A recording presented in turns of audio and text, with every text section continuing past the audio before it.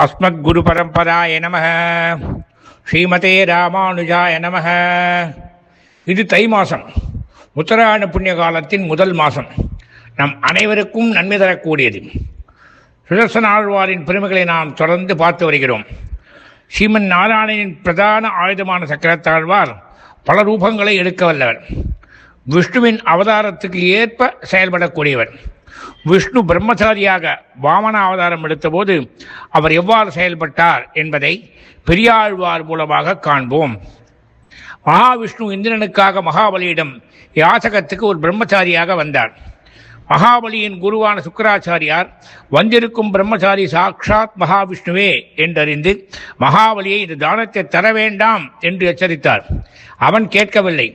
தனது சிஷ்யனை எப்படியாவது காப்பாற்ற வேண்டும் என்ற எண்ணத்தால் தாரை வார்த்து கொடுக்கும் கமண்டலுவில் உள்ள துவாரத்தை ஒரு வண்டு உருவில் நீர் விழாதபடி அடைத்துக் கொண்டார்.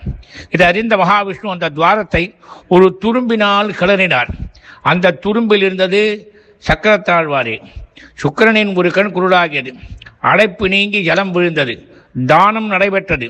இதை பெரியாழ்வார் சுக்கிரன் கண்ணை துரும்பால் கிளறிய சக்கரக்கையனே அச்சோ அச்சோ என்று பாடுகிறார்.